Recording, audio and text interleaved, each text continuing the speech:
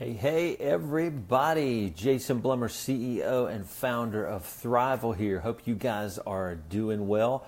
Welcome to the weekly Ask Jason question series where every week, we answer a question about firm growth. And you can actually send questions in. We won't mention your name, but we will send you an email and let you know that we answered your question on our weekly Facebook Live post. So just send a question to info@thriveal.com, info@thriveal.com, and we can answer your question for you. Now, before we get to the question, remember, last week I told you what this week's question was, right? And it's on my laptop here. It's please define innovation and the role it plays. So we're going to talk about that in a minute. But I first want to let you know two key things going on in Thriveal that we've recently launched. Future Firm Groups is a weekly, year-long commitment for growing firms that have teams. So it's a little bit larger firms that are ready to grow using the principles of EOS, the Entrepreneurial Operating System. You've heard EOS, Entrepreneurial Operating System. If you've watched a weekly call before, you know what that is. So we have a lot of firms in Thriveal and a lot of firms around the country that want to be held accountable to the growth principles of EOS. So the Future Firm Groups are where you can do that. So my partner and I, Julie and I, are going to be leading those monthly. Every month, you're going to come to a meeting and we're going to go through a principle of EOS and we're going to check on your to-dos and we're going to hold you accountable and see what you're going to accomplish by next time. And if you've read the book Traction, and if you're going to be in the EOS meetings, you need to read the book Traction before you come, then you're going to know some of the things you're supposed to be working on. So it's going to be a lot of accountability. Now, the Future Firm Groups is a pretty high-level commitment. They're almost full, though. We only have a couple of spots left. There's two different Future Firm Group meetings each month. There's a solo group meeting, and then there's a partner group meeting. So if you have a firm with partners, you're in a whole separate meeting than the solo meeting because you're facing two different things. So one thing you can do is fill out our commitment form online. There's a place at Thriveal.com. You can't get to it on the website, the front website. So we're going to put the link here, and it is in there now. Click that. That's a commitment form that will guarantee you a spot. So that's that. Now, also, we're relaunching. We're really excited about this. We're relaunching the incubator. That used to be an online, 6-month class. Now it is an on-site live thing that we're going to do in Greenville late July. And there's also an interest form you can fill out for that. We're just now launching it. Again, Julie and I are going to be leading the incubator in Greenville. That's like a mini 3-day entrepreneurial firm MBA. And so maybe the Future Firm Groups weren't for you. The incubator, anybody can join. Maybe you're building a brand new firm and you need to structure it the right way.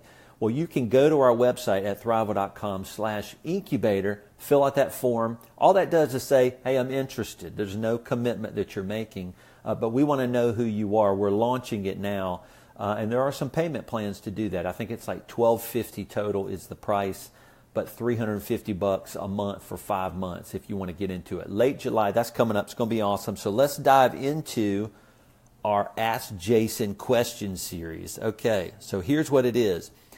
And let's see, who's this from? Mark. Mark says, please define innovation and the role it plays. So innovation, so a lot of people wonder what that word is. And so what I'll do is I'll define it as creating some new thing that didn't exist before, that brings some new value that probably clients didn't know they needed.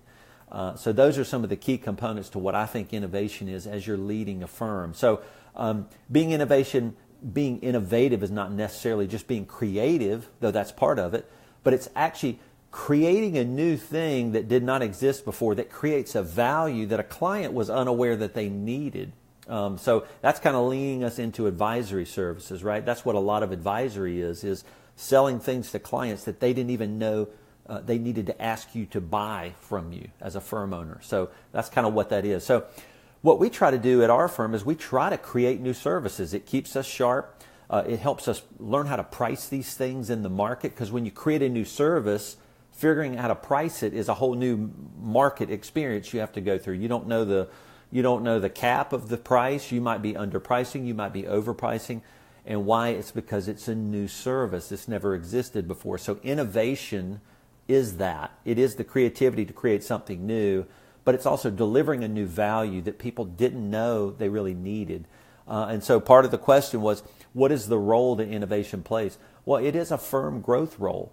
It's always putting you as a firm on some kind of cutting edge because you're selling something nobody else can sell.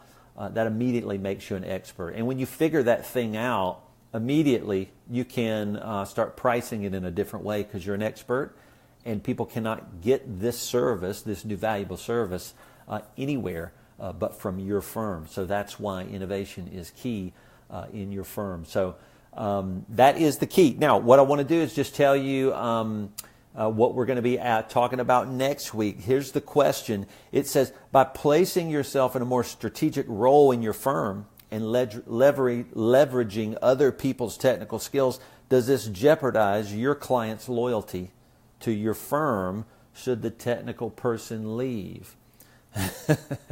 That's how I became an entrepreneur. So is there some... and basically, the gist of the question is, if you're becoming an entrepreneur leading a firm and not doing technical skills, but you're having a team member do those technical skills, doesn't that jeopardize you if that technical person leaves? So we're going to answer that next week. That's a biggie. Maybe you'll form your own question. So don't forget, Future Firm Groups. Don't forget the incubator. We're going to be sharing more about that on our email list. So make sure you get on our email list. And if you ever want to contact us at Thriveal, it's info@thriveal.com, and we'll hook you up. Thank you so much for joining us on the weekly Ask Jason question series. These are a lot of fun. We'll see you. Over and out.